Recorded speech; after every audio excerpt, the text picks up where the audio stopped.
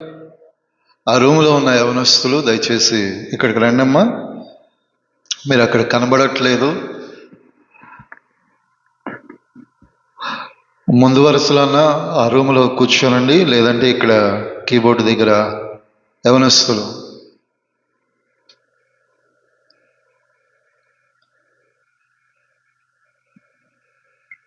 Lucky, Naveen, Sudheer.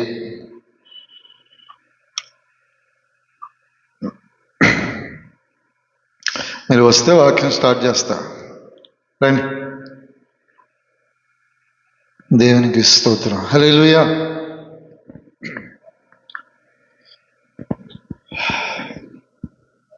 ప్రభుకి మహిమ కలుగును గాక. హల్లెలూయా. ఇటు వచ్చి కూర్చోండమ్మా వరుసలో. మీ ఫోన్ సైలెన్స్లో పెట్టుకుని కూర్చొని చక్కగా వాక్యం. హల్లెలూయా. గట్టిగా చూద్దాం అమ్మా ఒకసారి. హల్లెలూయా. పరిశుద్ధ గ్రంథము అపోస్తలుడైనటువంటి పౌలు ఫిలిప్పీలకు రాసిన పత్రిక 3వ అధ్యాయము 14వ వచనాన్ని ఒకసారి చదువుకుందాం. క్రీస్తు యేసునందు దేవుని ఉన్నతమైన పిలుపునకు కలుగు బహుమానము పొందవలనని గురి యొద్దకే నేనేం చేస్తున్నాను, పరిగెత్తుచూ ఉన్నాను. హల్లెలూయా. చూడండి, ఈరోజు వాగ్దాన సందేశము, అలాగే ప్రభు బలలో ఉన్నాం. ఈరోజు దేవుని నుంచి వచ్చే వాగ్దానం ఏంటంటే, క్రీస్తు యేసు నందు ఉన్న మనకు ఉన్నతమైన పిలుపునకు కలిగే బహుమానం. ఈ 6వ మాసములో ఉన్నత పిలుపులో నిన్ను పిలిచిన యేసుక్రీస్తు ద్వారా మీకు కలిగే బహుమానం దేవుడు మీ జీవితాలలో, మీ కుటుంబాలలో అనుగ్రహించునుగాక. వద్దామా? బహుమానం క్రీస్తు యేసునందు ఉన్నతమైన బహుమానం ఈ మాసములో మీరు అనుభవించుదురుగాక. గట్టిగా చెప్దాం ఆమేన్. హల్లెలూయా. చూడండి, అపోస్తలుడైన పౌలు సార్వత్రిక సంఘంతో చెబుతూ అంటున్నాడు, క్రీస్తు యేసునందు మనలను ఉన్నతమైన పిలుపుతో దేవుడు ఏం చేశాడంట? పిలిచాడు. చూడండి, చాలా గొప్ప పిలుపు.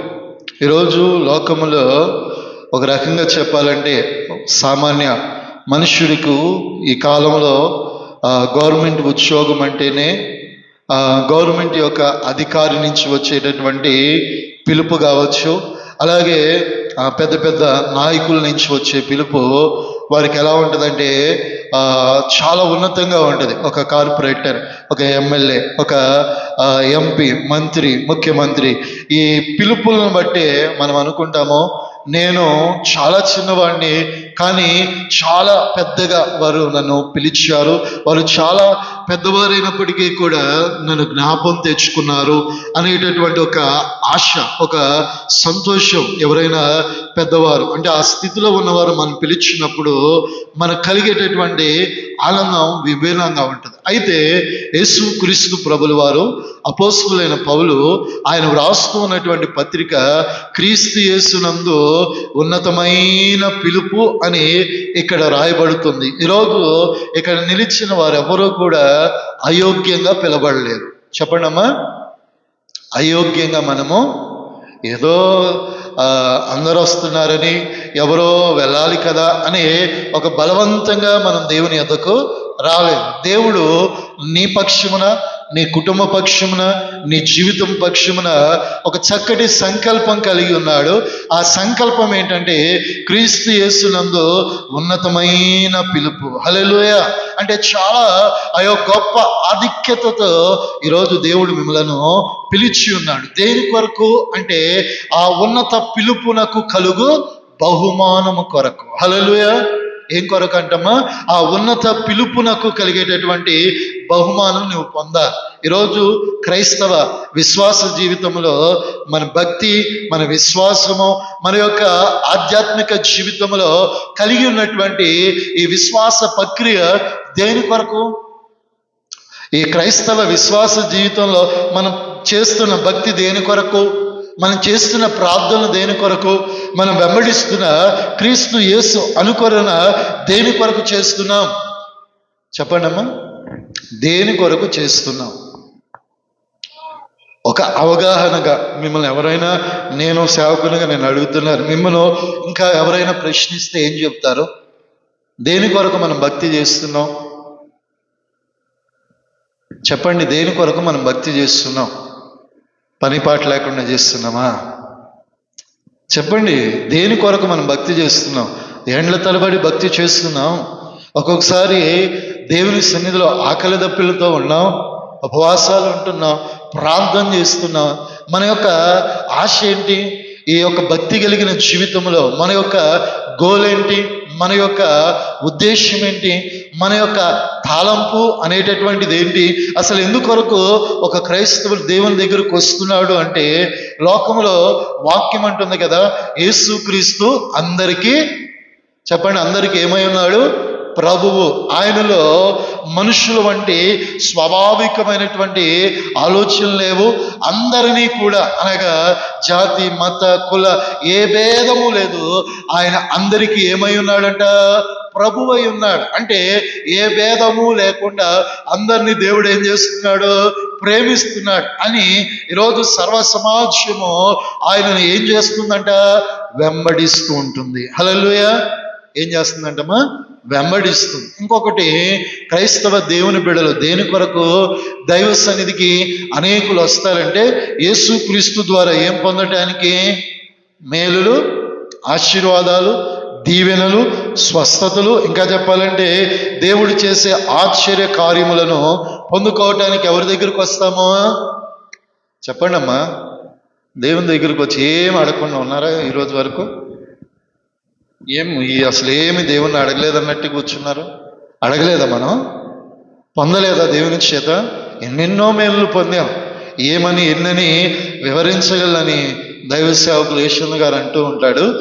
ఏమని ఎన్నని వివరించగలను? ఒకటా రెండా? మన జీవితాల్లో ఆయన చేసిన మేలులు ఒకటి కాదు, రెండు కాదు. మనం చెప్పుకుంటా పోతే ఒక్కొక్కరి జీవితంలో ఒక్కొక్క దినం విలువైనటువంటి కార్యాలు దేవుడు చేస్తూ ఉన్నాడు. అందుకే ఈరోజు నా ప్రభు అయిన యేసయ్య అంటున్నాడు, ఈరోజు నీవు ఈ క్రీస్తు యేసునందు ఉన్నతమైన పిలుపులో ఏం పొందుకోవాలి? నీవు బహుమానం పొందుకోవాలి. ఈ లోకంలో ఆ పరలోకము ప్రాధాన్యమైనటువంటి బహుమానం అయితే, ఇహలోకంగా దైవికమైన స్వస్థత కావాలి. ఇహలోకములో ఈ బాహ్య ప్రపంచంలో నీ జీవితాల్లో యేసుక్రీస్తు ప్రభుల వారి దగ్గరికి వచ్చినప్పుడు నీవు ఏదైతే ఆశిస్తున్నావో, ఏదైతే పొందుకోవాలనుకుంటున్నావో, దేని కొరకు ప్రభువుని వెంబడిస్తున్నావో, దేని కొరకు ఆయన ఎదుట భక్తి చేస్తున్నావో, అవి నీ జీవితంలో పొందుకోకపోతే నీ భక్తి చాలా, నిశ్చయంగా చెప్తున్నా, వ్యర్థమే. నీవు దేవుని ఎదుట మేలు పొందుకోకపోతే నీ భక్తి వ్యర్థమే కదా, నీ ప్రార్థన వ్యర్థమే కదా, నీ ప్రయాస వ్యర్థమే కదా, నీ కన్నీరు వృధానే కదా. అందుకే అంటున్నాడు, క్రీస్తు యేసునందు మనం ఏ పిలుపు పిలబడ్డామో? ఉన్నతమైన పిలుపులో పిలబడ్డా. ఆ పిలుపులో యేసుక్రీస్తుని వెంబడిస్తున్న మన జీవితాల్లో మన పిలుపుకి ఏముండాలంట? ఒక సార్థకతతో ఉండాలి. ఏంటి ఆ సార్థకత అనేటటువంటిది చూడగలిగితే, ఆయన ఎదుట ఒక ఉన్నతమైన బహుమానము ఈ లోకంలో పొందాలి. ఎక్కడ పొందాలి? పరలోకంలో కూడా పొందాలి. ఈ లోకంలో మనం ఎదుట అనేకులు ఉన్నారు, బంధువులు ఉన్నారు, రక్త సంబంధికులు ఉన్నారు, స్నేహితులు ఉన్నారు, విమర్శించేవారు ఉన్నారు, రకరకాలైనటువంటి వ్యక్తులు ఉన్నారు. వారు నిన్ను అడుగుతారు, నీ దేవుడు నీకేం చేశాడు అని వారు నిన్ను ప్రశ్నించినప్పుడు, నా దేవుని ఎదుట నేను పొందిన మేలులు ఇవి అని చెప్పుకోదగిన కార్యాలు మీలో ఉండాలా లేదా? ఉండాలి కదమ్మా. అందుకే అంటున్నాడు, ఉన్నతమైన బహుమానం. ఆ బహుమానం మన జీవితాల్లో ఎలా పొందుకోగలుగుతాం? ఎలా అనుభవించగలుగుతాం? ఎలా మన జీవితాల్లో ఆ బహుమానం రాగలుగుతుంది? 5వ వచనాన్ని చదవండి, 13వ వచనాన్ని. సహోదరులారా, నేను ఇదివరకే పట్టుకొని ఉన్నాను, తలంచుకొనను, అయితే ఒకటి చేయుచున్నాను. ఏమంటున్నాడు? ఒకటి చేయుచున్నాను. ఏమంటున్నాడు? వెనుకున్నవి మరిచి ముందున్న వాటి కొరకు వేగిరపడుచు. హల్లెలూయా. చూడండి, క్రీస్తు యేసునందు బహుమానం కావాలి అని ఆశించే ఒక ఆధ్యాత్మికమైన క్రైస్తవుడు ఈ 6వ మాసములో ప్రభువు నీకు ఇచ్చే బహుమానం పొందుకోవాలి, దీవించబడాలని ఆశపడే ఒక ఆధ్యాత్మిక క్రైస్తవునిగా నీవు నేను ఒక విషయాన్ని తలంచుకోవాలి. ఏంటి అంటే, నేను ఒకటి చేయుచున్నాను అని ఎవరంటున్నారు? పౌలు అంటున్నాడు. ఆయన జీవితంలో ఒక నిశ్చయితకు వచ్చాడు. తన భక్తి కలిగిన జీవితంలో, తన విశ్వాస జీవితంలో ఒక నిశ్చయితకు వచ్చాడు. ఏమిటి ఆ నిశ్చయిత అంటే? వెనుకున్న వాటిని ఏం చేస్తాడంట? చెప్పండి, వేటిని మర్చిపోతాడు? మనము ఈరోజు చాలా మంది జీవితాలు వెనుకున్నటువంటి లోకం, వెనుకున్నటువంటి అన్నీ కూడా నేటి క్రైస్తవంలో ముందుంటున్నాయి. ఎక్కడ ఉంటున్నాయమ్మా? ఇవి ఎక్కడ ఉండాలి? వెనక ఉండవలసినవి ఎక్కడుంటున్నాయి? ముందుంటున్నాయి. పౌలు అంటున్నాడు, ఇది వరకు ఆయన కూర్చున్న సాక్ష్యం మనందరికీ తెలుసు. ఆయన అంటున్నాడు, పూర్వము నేను దోషకుడను, హింసకుడను, హానికరుడను. ఏమంటున్నాడంటమ్మా? హింసకుడను, హానికరుడను. స్టెఫెన్ను రాళ్లతో కొట్టి చంపటానికి ప్రేరేపించిన వ్యక్తి ఎవరమ్మా? ఈ సౌలుగా ఉన్న దినాల్లో ఈ పౌలే ప్రేరేపించాడు. క్రైస్తవ్యానికి వ్యతిరేకంగా ఒక గుంపును కూర్చుకుని దమస్కు మార్గానికి బయలుదేరినప్పుడు అతన్ని దేవుడు ఏం చేశాడట? మార్గంలో దర్శించాడు. అప్పటికి నీవెవడివి ప్రభువా అని గర్వంతోనే ఏం చేశాడు? మాట్లాడాడు. ఆ గర్వము ద్వారా ఆ మనోనేత్రములు మూయబడిన మనోనేత్రములు ప్రవక్త అయిన అననీయ దగ్గరికి వెళ్ళిన తర్వాత అవి తెరవబడి ఆ దినమున వెలిగించబడినాడు. ఆ దినము నుంచి ఆ పాపముతో, ఆ లోకముతో, ఆ లోక స్నేహముతో, ఆ వ్యక్తులతో అతనికి ఏమి లేదు, సహవాసం లేదు. ఇది వరకు తను ధర్మశాస్త్రమును నిద్రలో లేపి అడిగినా ఏం చెప్పేవాడంట? ఫలానా ఫలానా అని చెప్పగలిగిన సామర్థ్యత కలిగిన వాడు. కానీ ధర్మశాస్త్రమును గురించి ప్రభులు వారు అంటున్నాడు, నేను ధర్మశాస్త్రమును కొట్టివేయుటకు రాలేదు, అందులో ఉన్న దానిని నెరవేర్చుటకు నేను వచ్చి ఉన్నాను. నాటి కాలపు యొక్క జ్ఞానులు కావచ్చు, శాస్త్రవేత్తలు కావచ్చు, పరిచయులు కావచ్చు, సదుకాయులు కావచ్చు, ఆనాటి కాలపు ధర్మశాస్త్రమును వారికి వాడుకగా, అంటే వారికి అనుకూలంగా, వారి సప్రయోజనకరంగా వాటిని ఏం చేసుకున్నారు? మలుచుకున్నారు. తండ్రి ఉద్దేశం ఏంటో వారు ప్రజలకు ఏం చేయలేదు, బయలుపరచలేదు. అందుకే యేసు క్రీస్తు ప్రభుల వారిని లోకానికి పంపి ఆ ఉద్దేశం ఏంటో నెరవేర్చడానికి ప్రభు ప్రాణ త్యాగం చేశారు. అయితే ఆ ధర్మశాస్త్రము వారికి అనుకూలమైనటువంటి బోధలోనే ఎవరున్నారు? పౌలు ఉన్నాడు. ఇవన్నీ కూడా పౌలు జీవితాన్ని ఆఖరి క్షణము చిరఛేదనమయ్యే వరకు లోకం ఎవరిని వెంటాడుతుంది.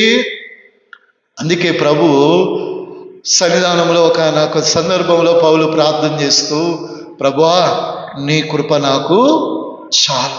ఎందుకంటే పౌలు చాలా సందర్భాల్లో ప్రభుని అడుగుతా ఉన్నప్పుడు ప్రభు అంటున్నాడు, నా కృప నీకు చాలు. ఎందుకు? అతని జీవితంలో ఇంత బోధిస్తున్నాడు కానీ అతనికి ఒక కాలు, ఏ కాలంట?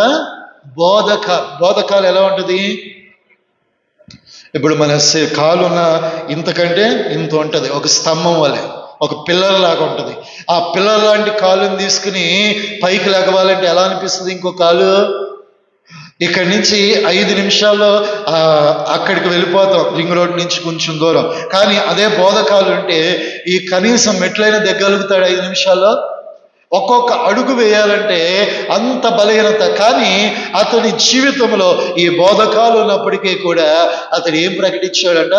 స్వార్థను ప్రకటించాడు. ఒకనొక సందర్భంలో అడిగితే ప్రభు అన్నాడు, నా కృప నీకు చాలును, నీకు అపరితమైనటువంటి కృపనిచ్చానయ్యా, నిన్ను వాడుకుంటున్నాను చాలు అన్నాడు. అలా అపోస్తులైన పౌలు ఒకప్పుడు పాప జీవితం, రోత జీవితం నుంచి విడిపించబడ్డాడు. అనేక సార్లు లోకం అపోస్తులైన పౌలను ప్రేరేపించిన లోకం వైపు అతడు ఏం చేయలేదట? మనసు పెట్టలేదు. ఎందుకంటే జ్ఞాని కదా, అతడి జ్ఞానంతో అనేకులను ప్రభు వైపు తిప్పగలిగినటువంటి వ్యక్తిని పడవేయటానికి అపోస్తులైనటువంటి పౌలు విషయంలో అపవాది బలంగా పనిచేసింది.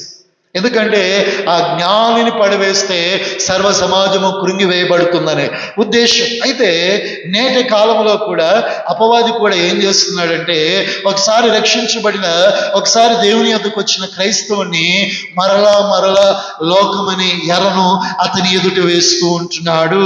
లోకములో ఏమున్నది? శరీరాశ, నేత్రాశ, జీవపు డంబం. ఈ జీవపు డంబమును ఈరోజు మానవుని ముందు ఏం చేస్తున్నాడంట? ఎరగా వేస్తున్నాడు. ఈ లోకాన్ని మనుషునికి కంటికి చాలా అద్భుతంగా కనిపిస్తుంది. ఈ లోకములో ఆ విందులు, చిందులు, రంగులు, హంగామా దాన్ని చూడంగానే అతని హృదయము మైమరిచిపోతుంది. అయ్యో, అందరూ నాట్యం ఆడుతున్నారు, అందరూ చిందులు వేస్తున్నారు, అందరూ అయ్యో లోకంలో పరవశిస్తున్నారు. నేనెందుకు మౌనంగా ఉండాలి? నేనెందుకు భక్తి చేయాలి? నేనెందుకు ప్రార్థన చేయాలి? నేనెందుకు మందిరానికి వెళ్ళాలి అనే ఒక ఎర్ర ఎవరి ముందు వేస్తున్నాడు? విశ్వాస జీవితంలో భక్తిలో నడుస్తున్న వారిని ఎదుటేస్తున్నాడు. వాడి ఎర్ర ఏంటంటే మరలా లోకములో ఆ వ్యక్తిని ఏం చేయాలి?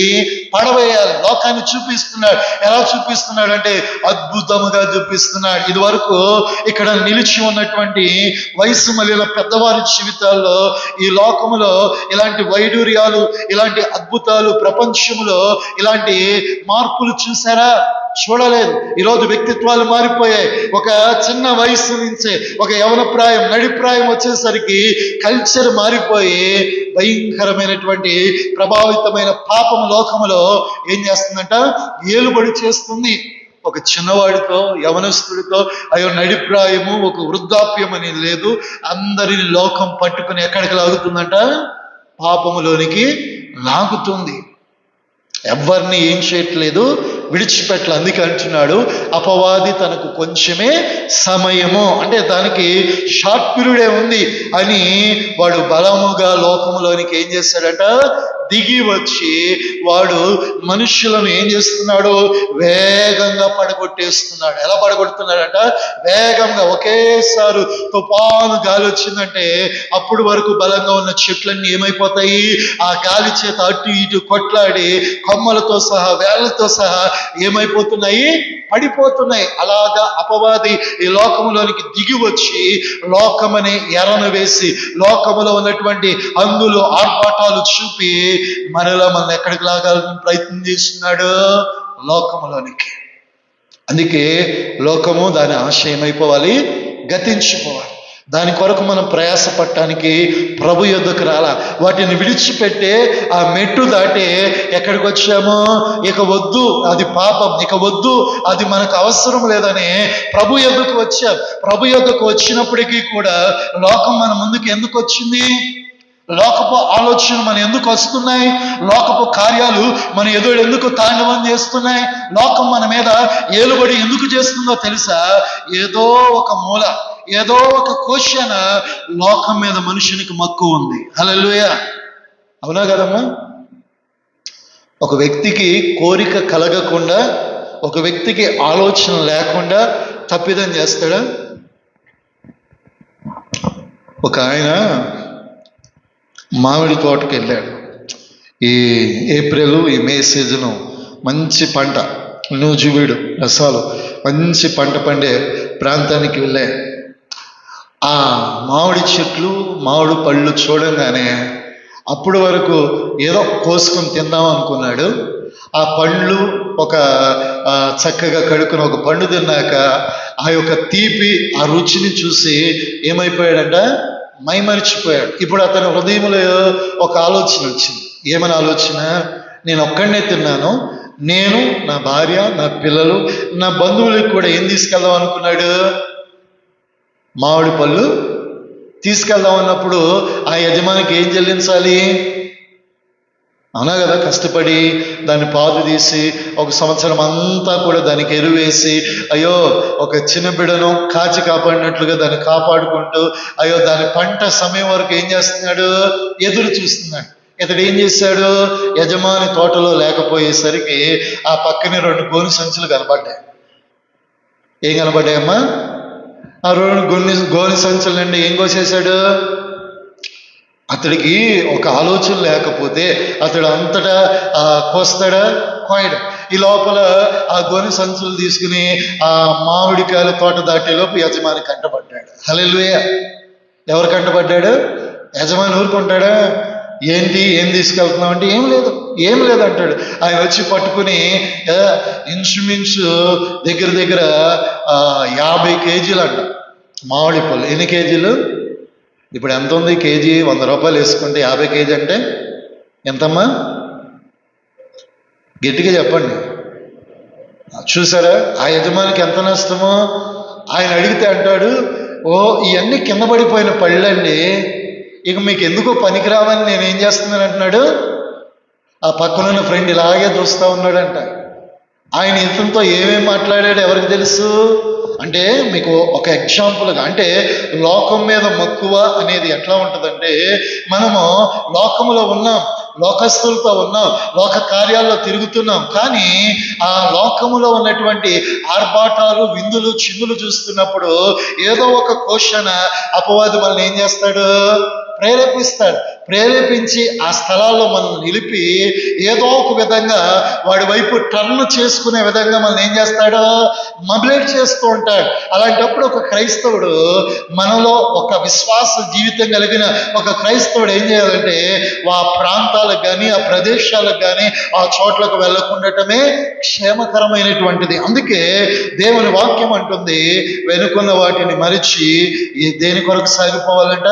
పౌలు అంటున్నాడు, నేనొకటి కలిగి ఉన్నా, నేనొకటి అనుకొనుచున్నాను, నేనొకటి తలంచుకున్నాను.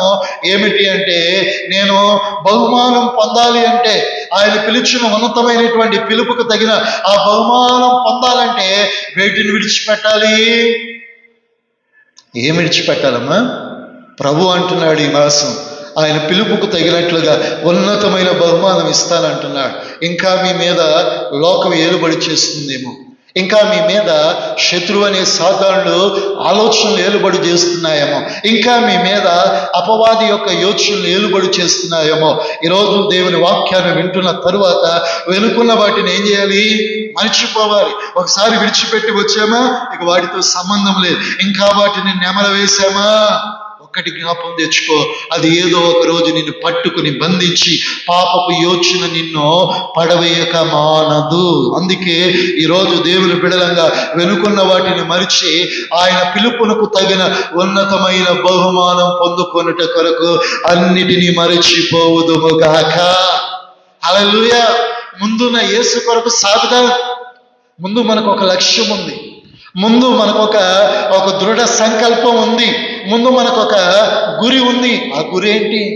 ఒక తండ్రిగా నీ బిడ్డల మీద నీ గురి ఏంటి చెప్పండి అమ్మా. మీ స్నేహితులు, మీ బంధువులు మీ పిల్లలను చదివించేటప్పుడు మిమ్మల్ని అడుగుతారు, మీ బిడ్డల విషయంలో మీ లక్ష్య ఛేదన ఏంటి అడిగినప్పుడు మీరు ఏం చెప్తారు?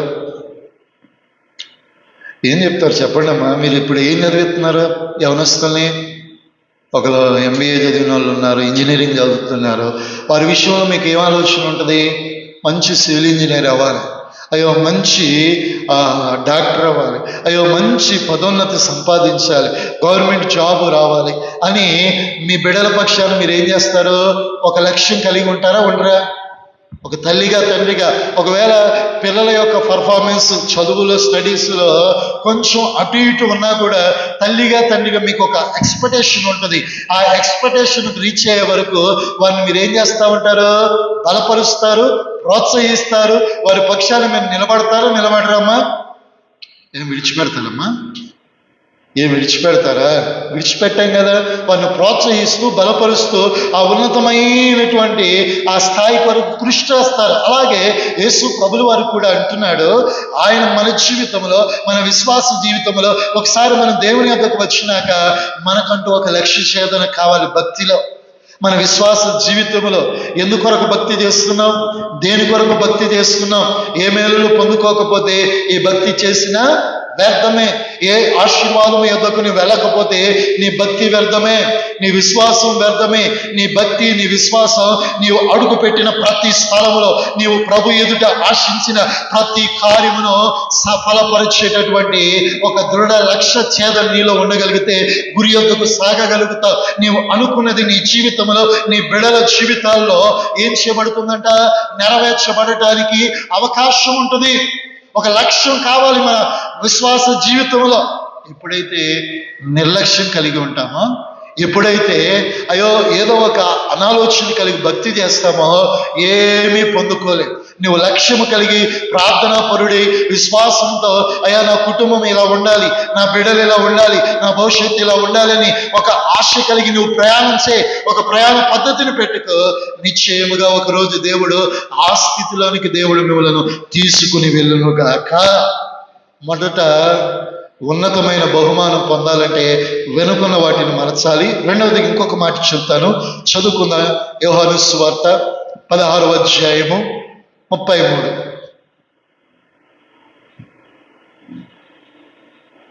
యోహాను సువార్త 16:33 చదవండి అమ్మా. నా యందు నీకు సమాధానము కలుగునట్లు ఈ మాటలు మీతో చెప్పుచున్నాను. లోకములో మీకు శ్రమ కలుగును, అయినను మీరు ధైర్యము తెచ్చుకొనుడి, నేను ఏం జయించి ఉన్నానంటున్నాడు దేవుడు? లోకమును జయించి ఉన్నాడు. అంటే మనము ఒక జై జీవితం, ఒక బహుమానం పొందాలి అంటే, అయ్యో మనం ఒక అద్భుతమైనటువంటి బహుమానం పొందాలి అంటే మనం ఏం చేయాలంట? ఈ లోకములో ప్రతి మనుషునికి ఏం కలుగుతుంది? శ్రమ కలగకుండా మనుషుడు దీవించబడుట అసాధ్యం. ఒక మనుషుడు చెమట నోచి కష్టపడి సంపాదించిన సంపాదికీయము ద్వారా తన కుటుంబాన్ని ఏం చేసుకోవాలి? పోషించుకోవాలి. అంటే ఆ విధంగా కష్టపడేటటువంటి ఆ కష్టము ద్వారా వచ్చే ఆశీర్వాదం విభిన్నంగా ఉంటుంది. అంతేగాని ఆ కష్టము లేకుండా సుఖంగా అయ్యో తల్లిదండ్రులు సంపాదించింది అయ్యో ఏదో ఉద్దరగా వచ్చింది కూర్చుని తిన్నామనుకోండి, దానిలో విలువ ఉంటుందా? చెప్పడమా విలువ ఉంటుందా? ఉండదు. కష్టము యొక్క విలువ ఏంటంటే ప్రతి పరిస్థితిలో ఎలా ఉండాలో నేర్పిస్తుంది. కష్టం యొక్క విలువ ఏంటంటే అన్ని పరిస్థితులను తాలుకుంటుంది. కష్టం యొక్క విలువ ఏంటంటే అందరి ఎడల అయ్యో మంచి మనసు కలిగి సహాయము కలిగిన వారిగా చేస్తుంది. అంటే నీ విశ్వాస జీవితంలో ఒకటి వెలుకున్న వాటిని మరిచిపోవాలి. బహుమానం పొందాలంటే ఈ లోకంలో మనకి ఏం కలుగుతాయంట? శ్రమలు, కష్టాలు ఉంటాయి, ఇబ్బందులు ఉంటాయి, సమస్యలు ఉంటాయి, రకరకాలైన పరిస్థితుల గుండా నీ ప్రయాణం సాగాలి. ఏది కూడా సౌఖ్యంగా సాగదు, సమాధానంగా సాగదు, సామరస్యంగా సాగదు. ఒడిదుడుకులు వస్తాయి. ఒక్కొక్కసారి ఉపద్రవం ఎలా వస్తుందంటే ఇప్పుడే తలకిందులైపోతుంది, ఇక నీ పరిస్థితి అంతే, ఇక నీ జీవితము ముగించబడుతుందనే పరిస్థితులు రావచ్చు. అయినా అక్కడ నువ్వేమవ్వాలి? ఏమవ్వాలి? నిలబడాలి. ఆనాడు యేసు ప్రభులు వారు సముద్రం మీద నడిచి వస్తామంటే వారు మొట్టమొదటి ఏమనుకున్నారు? భూతం అనుకున్నారు. ఆ తర్వాత దేవుడు ఏమన్నాడు? నేనే అన్నప్పుడు పేతురు అన్నిటికీ తొందర ఎక్కువ కదా, ఆయన ఏమంటున్నాడు? నీవే అయితే నేను కూడా ఎక్కడ నడవాలనుకున్నాడు? అందరూ చెప్పండి, ఎక్కడ నడవాలనుకున్నాడు? సముద్రం మీద నడవాలి. ఓకే, ప్రభు సెలవిచ్చాడు, ఒక అడుగు వేశాడు, అది నీటి లోపలికి వెళ్ళిందా? వెళ్ళలేదు. ఇంకొక అడుగు వేశాడు, అయ్యో ఒక బండ మీద నిలిచినట్లుగా వేశాడు. అలా ఇంకా కొన్ని అడుగులు వేస్తూ యేసు దగ్గరికి వెళ్ళేటప్పుడు ఆ సముద్రం మీద వచ్చే గాలి వైపు అలా చూడసాగాడు. అతడు ఏమైపోయాడట? మునిగిపోసాగాడు. ఆ సమయంలో దేవుడు అతని చేతిని పట్టుకుని పైకి లేపాడు. హల్లెలూయా. విడిచిపెట్టాడా? అయ్యో అతనికి కష్టం కలిగింది, దేవుని వైపే చూశాడు, దేవుని వెంబడిస్తున్నాడు. కానీ మధ్యలో లోకం, అయ్యో మధ్యలో శ్రమలు, మధ్యలో భయాలు, మధ్యలో ఆందోళనలు, అయ్యో ఒకసారి అలా వచ్చేసరికి అతడు మునిగిపోవటం సాగాడు. ఈరోజు క్రైస్తవ విశ్వాస జీవితంలో కూడా అన్ని సాఫీగా రావు. ఎప్పుడు ఆర్థికం అయ్యో సమానంగా ఉండదు, ఎప్పుడు ఆరోగ్యం చక్కగా ఉండదు, ఎప్పుడు ఏదో ఒక బలహీనత మన జీవితంలో, ఏదో ఒక కష్టం కూడా మనం నడిపించబడతాం. అలా అని మనం పడిపోతాం అనుకోండి, కాబట్టి ఆ సంభవం పేతురు మునిగిపోసాగాడు. దేవుడు చేయి పట్టుకుని అతనిని లేపి ఎక్కడ నిలబెట్టాడు? బండ మీద స్థిరపరుచినట్లుగా అతన్ని నిలవబెట్టాడు. అందుకే పేతురు అంటున్నాడు, ఓ పేతురు, నీ బండ మీద నా సంఘమును, ఈ సంఘపు పునాది పేతురే కారణం. హల్లెలూయా. ఈ పునాది వేయబడటానికి దేవుడు ఒకప్పుడు అల్ప విశ్వాసము కలిగిన వాడిని ఒక బలమైన విశ్వాసము కలిగిన వానిగా దేవుడు చేసి ఏం చేశాడంట? నిలవబెట్టాడు. కారణం ఏంటంటే దేవుని వైపు చూసిన ప్రతివాడు శ్రమల్లో, కష్టములో, ఒకవేళ జగటగల ఊబిలోనికి మునిగిపోయే పరిస్థితుల్లో కూడా నీ చేయి పట్టుకుని లేపే దేవుడు నా ప్రభువైన యేసయ్య తోడుగా ఉన్నాడు. కాబట్టి భయపడవలసిన ఆవశ్యకత లేదు. ఈ శ్రమల్లో నీవు నిలబడగలగాలి. హల్లెలూయా. ఏమవ్వాలమ్మా? నిలబడాలి, స్టాండ్. ఎందుకంటే కొన్నిసార్లు శ్రమ ఏ విధంగా వస్తుందో మనం చెప్పగలుగుతామా? చెప్పండి, శ్రమ ఏ విధంగా వస్తుందో చెప్పగలుగుతామా? మన అవస్థత ఎలా వస్తుందో చెప్పగలుగుతామా? అది బలహీనత కావచ్చు, అనారోగ్యం కావచ్చు, ఒక రకంగా చెప్పాలంటే నింద కావచ్చు, అవమానం కావచ్చు. మన కృంగదీసేటప్పుడు ఏ విధంగా వస్తుందో తెలియదు.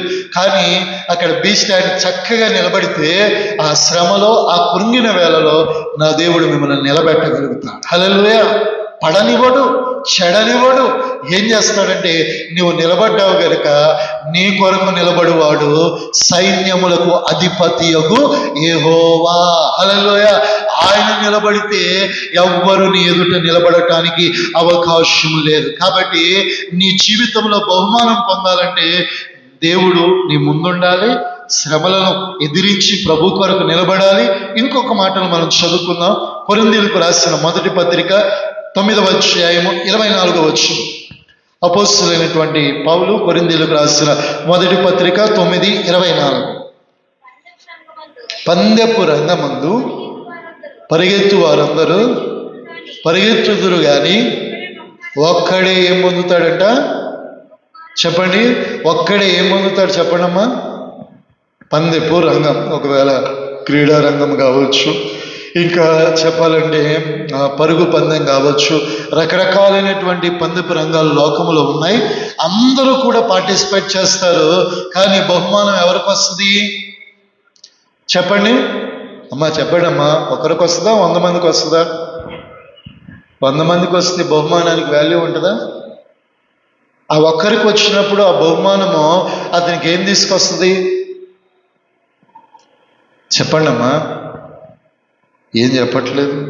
నీరసం అయిపోయారా? ఇంకా సమయం ఉందమ్మా. నేను కూడా ఎక్కువ టైం తీసుకోలేదు. ఇంకా 30 మినిట్స్ కూడా అవ్వలేదు. హల్లెలూయా. హల్లెలూయా. బహుమానం పొందటానికి మన పందెపు రంగమందు పరిగెత్తే అందరికీ బహుమానం ఇవ్వబడదు. ఒకే ఒక వ్యక్తికి దేవుడు ఎన్నిక లేని మనందరినీ కూడా ఒక్కొక్క కుటుంబంలో నుంచి ఒక్కొక్క ప్రణాళికతో మీ అందరినీ తీసుకువచ్చారు. అందరినీ మీ కుటుంబాల్లో దేవుణ్ణి ఆశ్రయించిన వారు ఉన్నారు, ఆశ్రయించని వారు కూడా ఉన్నారు. కానీ ఆయన వారిలో మిమ్మల్ని ప్రత్యేకించుకున్నాడు. హల్లెలూయా. ఎవరిని ప్రత్యేకించుకున్నాడు? మిమ్మల్ని ప్రత్యేకించుకున్నాడు. ఆ ప్రత్యేకించుకున్న దేవుడు మన జీవితాలలో ఈ పందెపు రంగంలో, విశ్వాసములో, భక్తిలో, మన జీవితంలో ఈ పందెపు రంగంలో ఏం పొందాలంట? బహుమానం పొందాలి. ఈరోజు చూడండి, దేశంలో మన భారతదేశం కావచ్చు, బయట ఇతర దేశాలు కావచ్చు, ఒక క్రీడా స్ఫూర్తి అనేది ఉంటుంది. క్రికెట్ కావచ్చు, హాకీ కావచ్చు, ఫుట్బాల్ కావచ్చు, ఇంకా చెప్పాలంటే టెన్నిస్ కావచ్చు. ఇలా అనేకమైనటువంటి ఆటల పోటీలు ఉంటాయి. ఆ ఆటల పోటీల్లో ఛాంపియన్షిప్ కానీ, ప్రపంచ కప్పులు కానీ అయ్యో గెలిచినప్పుడు ప్రపంచమంతా ఎవరి వైపు చూస్తుంది? ఒకవేళ మన భారతదేశం అప్పట్లో 1983లో అనుకుంటా కపిల్ దేవ్ యొక్క సారథ్యంలో ఇండియా ఏం గెలిచింది? వరల్డ్ కప్ గెలిచినప్పుడు అప్పుడు వరకు వెస్టిండీసు, ఇంకా చెప్పాలంటే ఆస్ట్రేలియా, తదితర క్రికెట్ను కలిపెట్టిన ఇంగ్లాండ్ కావచ్చు, ఆ తదితర ప్రాంతంలో ఉన్నటువంటి వ్యక్తులకే ప్రపంచంలో క్రేజ్ ఉండేది. అప్పటి వరకు ఇండియాను చులకన భావంతో చూసేవారు. కానీ ఒక్క ఆట దేశ చరిత్రనే మార్చింది. హల్లెలూయా. ఒక ఆట ప్రపంచాన్ని భారతదేశం వైపు చూడటానికి కూడా ఏం కలుగు చేసింది? కనువింపు చేసింది. అంటే ఆ పందెమందు గెలిచిన ఒక బహుమానం మన దేశానికి ఏం కలుగు చేసింది? కీర్తిని కలుగు చేసింది. ఈరోజు ఒక కుటుంబంలో నుంచి ఏలికలలో నుంచి ఎన్నుకున్న నా దేవుడు, నిన్ను ఒక్కొక్కరిగా ఎంచుకున్న దేవుడు, ఆయన నీకు ఇచ్చిన విశ్వాస జీవితంలో ఈ పందెపు రంగంలో నువ్వు చక్కగా పోరాడగలిగితే, చక్కగా నువ్వు పార్టిసిపేట్ చేయగలిగితే, చక్కగా భక్తి చేయగలిగితే, చక్కగా విశ్వాసం చేయగలిగితే, చక్కగా ఆత్మీయ జీవితాన్ని నడిపించుకోగలిగితే నీకు ఒక బహుమానం ఉన్నది. హల్లెలూయా. ఆ బహుమానము దేశానికి ఎలాగా ఆనాడు వరల్డ్ కప్ అనిపించినప్పుడు కీర్తి, ఘనత, పేరు, ఐశ్వర్యం ఎలా వచ్చిందో, యేసు క్రీస్తు ప్రభుల వారి ఎదుట ఒక విశ్వాస సంబంధమైన మంచి పందెపు రంగములో భక్తిలో నీవు పోరాడి పందెపు రంగములో నీవు చక్కగా వెళితే మంచి పేరు, ఖ్యాతి, కీర్తి నీకు అనుగ్రహించబడుతుంది. బెస్ట్ ఎగ్జాంపుల్ సొలొమోను. గడిచిన దినాల్లో కూడా చెప్పారు, అతడు దేవుణ్ణి ఏమడిగాడు? జ్ఞానమునే అడిగాడు. కానీ దేవుడు అతనికి ఏమి ఇచ్చాడు? జ్ఞానముతో పాటు ఐశ్వర్యమును, సర్వ సంపదలలో, దానితో పాటు తన రాజ్యములో 40 ఏళ్ల పరిపాలన, ఒక యుద్ధమే లేని సమాధాన అధిపతిగా దేవుడు ఎవరిని చేశాడు? సొలొమోను చేశాడు. అంత కీర్తి, అంత ఖ్యాతి అతని యొక్క ప్రార్థన. ఈరోజు నీ జీవితంలో అలాంటి మంచి పోరాటము నువ్వు పోరాడగలిగితే దేవుడు నీ కుటుంబముల అన్నిటిలో నీకు గొప్ప ఖ్యాతినిచ్చునుగాక. ఏమిస్తాడట? గొప్ప ఖ్యాతి, గొప్ప ఘనతనిచ్చి సర్వజనులలో నీ జీవితాన్ని, నీ కుటుంబాన్ని గొప్పగా ఆశీర్వదించి నడిపించునుగాక. హల్లెలూయా. గట్టిగా చెబుతాం హల్లెలూయా. చివరిగా ఒక మాట చెప్పి నేను ముగిస్తాను. 1 కొరింథీ 9:26 వచనం కూడా ఒకసారి చదవండి అమ్మా.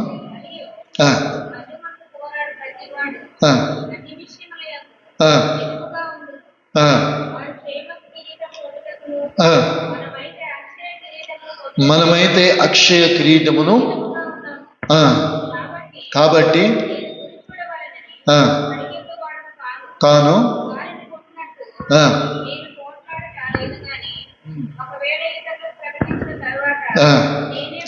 నేనే భ్రష్టుడనై పోదునేమోనని నా శరీరమును నలగగొట్టుకుని దానిని ఏం చేస్తున్నాను? చూడండి, ఆ బహుమానము మన జీవితాల్లో కలగాలి అంటే ఒక మాట, పందెమందు పోరాడేటటువంటి ప్రతి వ్యక్తి కూడా ఎలా పోరాడాలంట? మితముగా. ఏం చేయాలంట? మితం అంటే ఒక లిమిట్లో ఏం చేయాలి? ఇప్పుడు మనందరికీ యవనస్తులు ఉన్నారు, అందరికీ మంచి మంచి బైకులు ఉన్నాయి, ఒక్కొక్కరికి ఒక్కొక్క బైక్ ఉంది. అందులో ప్రభుత్వం ఒక విధి 60, 70, 80 అంటే ఆ పరిసర ప్రాంతాల్లో అంతకు మించి ఎక్కువ వెళితే ఏమవుతుంది? అప్పుడంటే పట్టుకోనే పరిస్థితి. ఇప్పుడు ఏమవుతుంది? డైరెక్ట్ కెమెరాలే పెట్టేస్తున్నారు. ఒక్కసారి క్లిక్ చేసిందంటే ఇంటికి ఏమొస్తుంది? ఫైన్ వచ్చేస్తుంది. ఒకవేళ ఆ లిమిట్ దాటి వేగంగా వెళ్ళి ఒకవేళ ఆ బండి తలకిందులైతే మన పరిస్థితి ఏమవుతుంది? మార్చబడుతుంది. ఇక్కడ అంటున్నాడు కదా, ఈ పోరాటంలో కూడా మితముగా, హద్దులు కలిగి మితముగా మనం ఏం చేయాలంట? పోరాడాలి. పోరాడుతూనే ఇక్కడ అంటున్నాడు, మనుషులైతే క్షయమైన కిరీటాన్ని పొందటానికి పరిగెత్తుతాడు, మనమైతే ఆ అక్షయమైన పరలోక సంబంధమైన కిరీటము కొరకు పోరాడుతున్నాం. కాబట్టి మితముగా పోరాడుతూ, అదే కాకుండా మన భక్తి గాలికి ఎగిరిపోయే పొట్టువలే కాకుండా మనం కాపాడుకొనొచ్చు. ఇతరులకు ప్రకటించి మనం ఏం కాకూడదు? మీరు భక్తి చేయండి, మీరు విశ్వాసం చేయండి, మీరు మందిరానికి వెళ్ళండి, ఆరాధించండి అని చెప్పి మనం మందిరాలు మానేస్తే, మనం దేవుని సన్నిధికి రాకపోతే ఏమైపోతాము? ఇక్కడ వ్రాయబడుతున్న మాట అంటే ఇతరులకు చెప్పి నేనెక్కడ భ్రష్టునేదో భ్రష్టుని అయిపోదునేమో అని అతడు ఏం చేస్తున్నాడంట? తన శరీరమును ఏం చేస్తున్నాడు? నలగగొట్టుకుంటున్నాడు. హల్లెలూయా.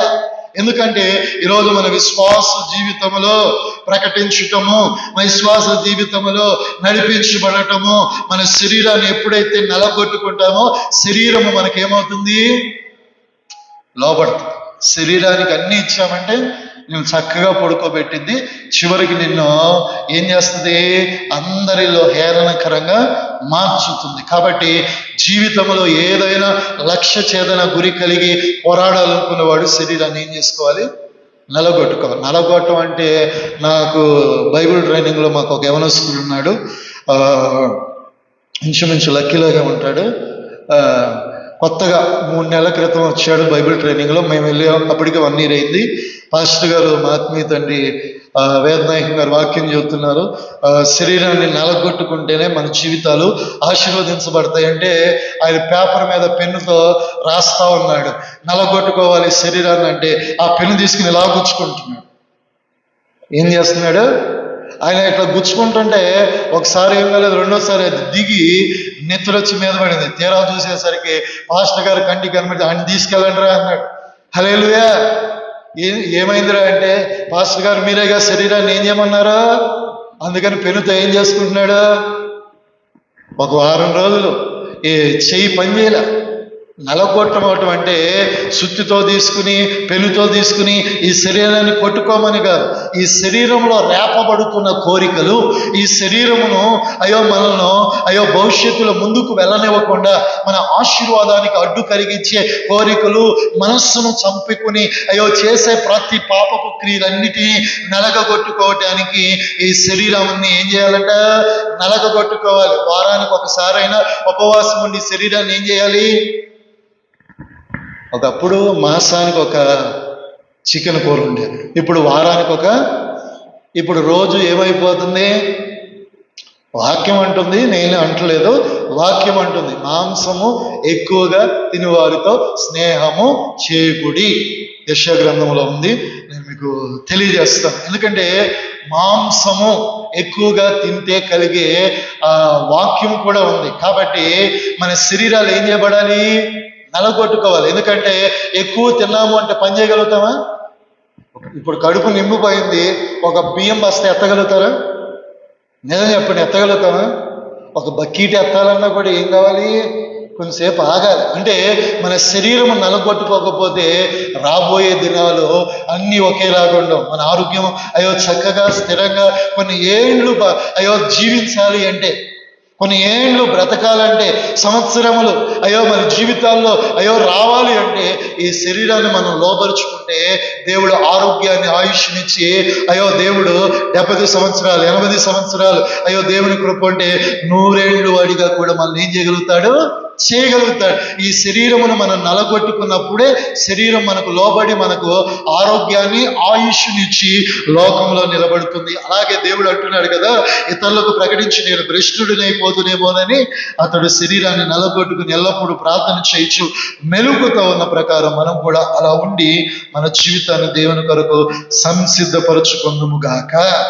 అప్పుడు ఇహమందు బహుమానం పొందుతాం, పరలోకమందు కూడా ఏం పొందుతాము, బహుమానం, గిఫ్ట్.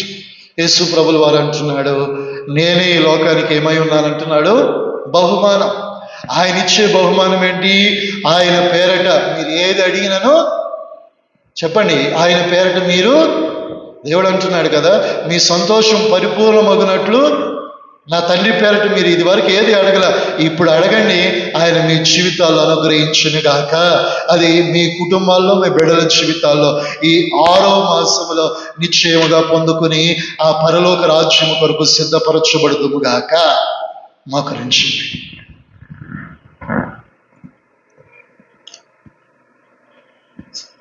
మోకరించి దైవ సన్నిధిలో సంసిద్ధత కలిగి దేవుని బలలో చేవేయటానికి